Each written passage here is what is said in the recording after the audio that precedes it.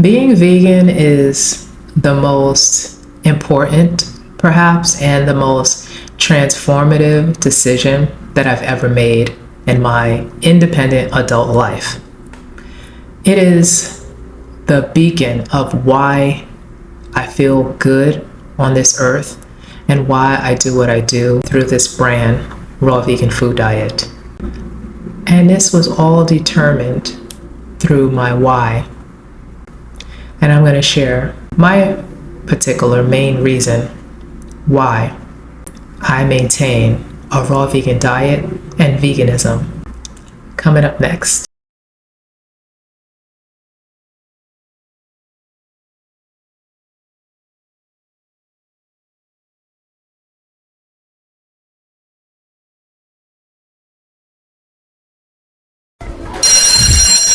Hello everyone. Thank you for joining me, Raw Vegan Food Diet, on another important video.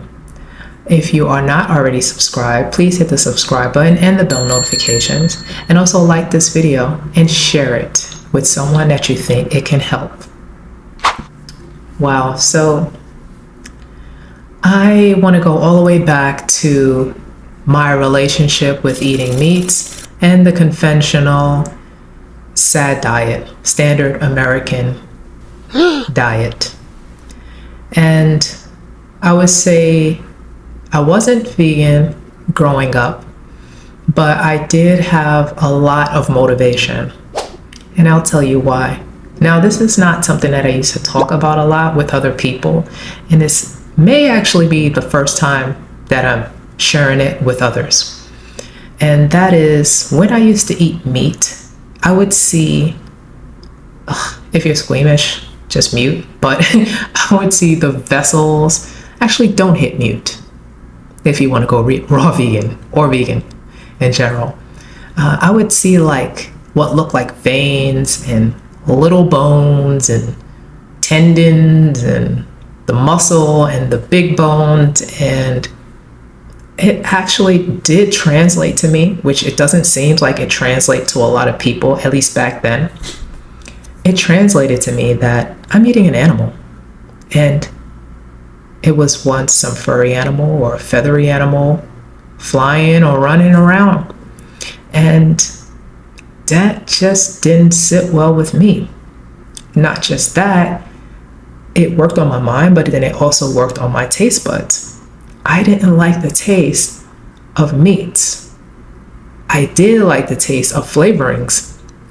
Now, again, it took me many, many years to actually separate the idea that I can actually be vegan.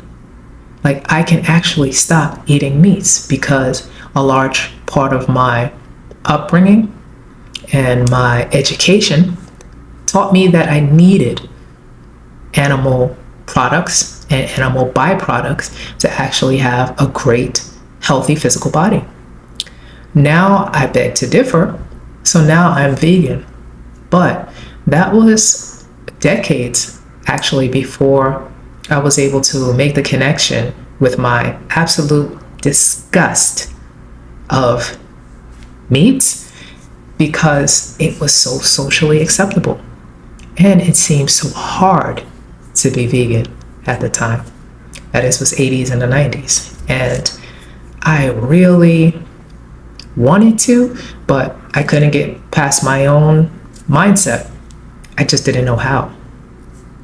So I would just eliminate some meat groups. Like maybe I didn't eat pork, or maybe I didn't eat red meat. Oh God, so disgusting. Ground meat. Okay, ugh, okay, pink slime. Parasites. Anyway, so yeah, so that really, these stories really inspired me to just not eat meat. I had to give myself permission. And then next, I actually saw other people doing it, which actually helped me to get over the fear that if I stopped eating these things, that I would do something detrimental to my health. So once I got past that, I was able to go vegan. And I was vegan / vegetarian-ish. Like I had some creamy dressings or something like that. So I would say maybe 90% vegan.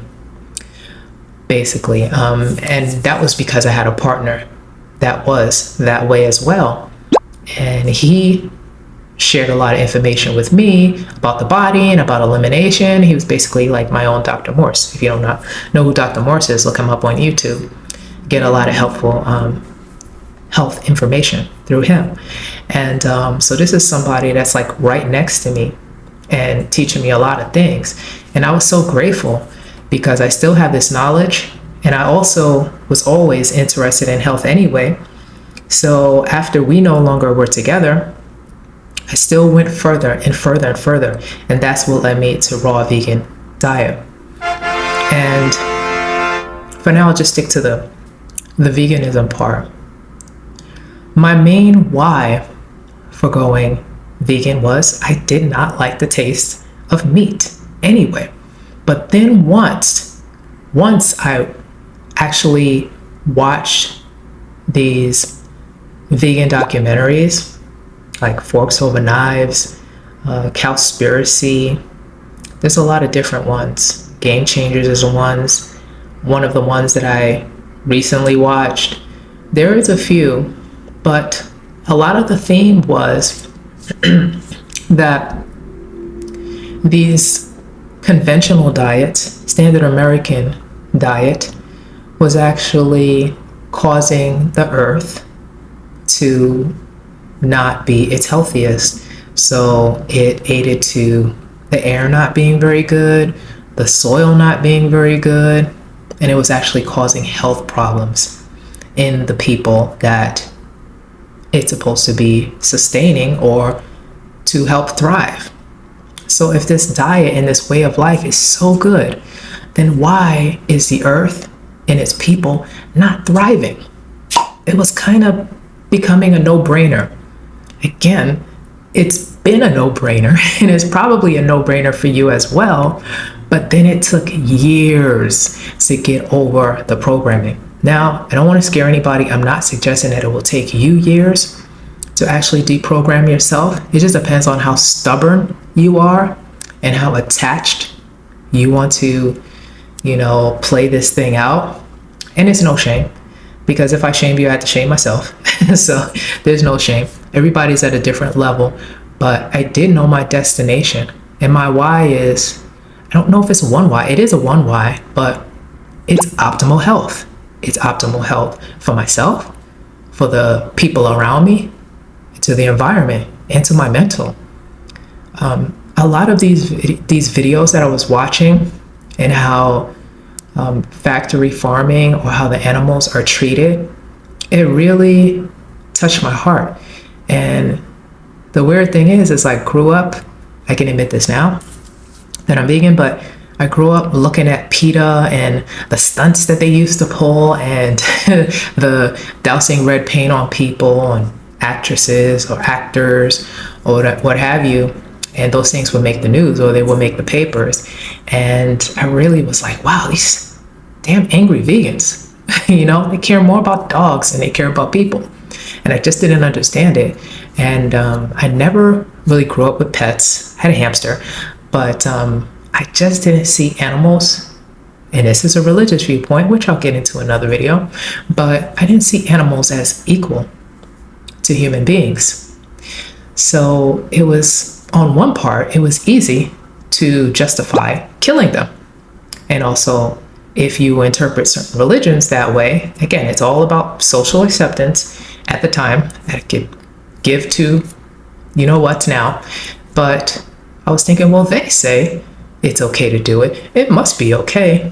But again, as I started straying from the pack and I started thinking independently, that's when I realized, okay, not only can I choose what's true for me, but I also am going to start doing that.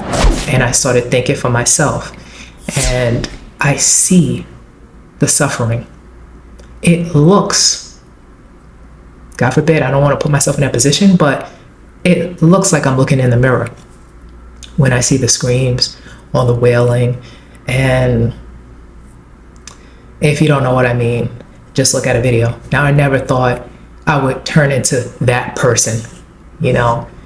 I kind of judged. I did judge that type of person, the animal lover, the hippy dippies, and whatever else that my brain was telling me that these people are so far away from me and so different that I can never empathize with whatever they're talking about. And if I want a steak, damn it, I'm going to eat a steak, But it got me.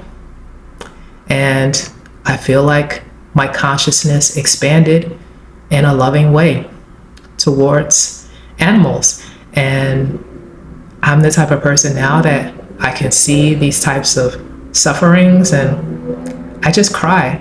I could cry at the drop of a dime just looking at some treatments, that I see animals undergo, or even just thinking about it. And that was new to me. And so that is a main reason why I am committed to being vegan. I don't really like the title. I'm not really sure why, but I think it's because to some of us, veganism is like a religion, and I don't like to pin labels on myself anymore in such a strong way. But I would say it this way. That is why I am committed to optimal health. And part of that is, I think it's the doctor's oath, but I actually mean it. And it is do no harm. And I feel like if I can do my best to do no harm, then that is the best life that I feel like I can live. So if you're considering going vegan, I would strongly suggest that you follow your intuition, educate yourself to make sure that you are not missing any nutrients that you feel like you need, that your old diet provided. And also watch some of the documentaries, and that will give you even more of a push to not even deal with certain industries, certain sick industries that are not reflective of your optimal health. And don't be afraid to go it alone. Don't be afraid that you may actually need to separate yourself from some of your friends, some of the activities that you're used to, and especially some of your favorite foods that you used to hold so dear. Don't be afraid to let go of this old lifestyle. Now, there are some things that I miss being vegan. Sometimes I miss wearing leather shoes or something like that, and I go back and forth with it. But I do know myself, and I do know that I am a master creator. I am the creator in my life, and I would like to wear instead more sustainable materials that are actually good, not just for me, but for my overall environment. And it actually helps my environment. That is actually helping my body live in this vessel right here. So I don't have all of the answers, but let your why be your guiding light through this darkness. And I hope that my story actually inspires you. And if it does, please hit the like button and please share this video with someone that you think will find it very helpful. And I will see you in the next video. Thank you.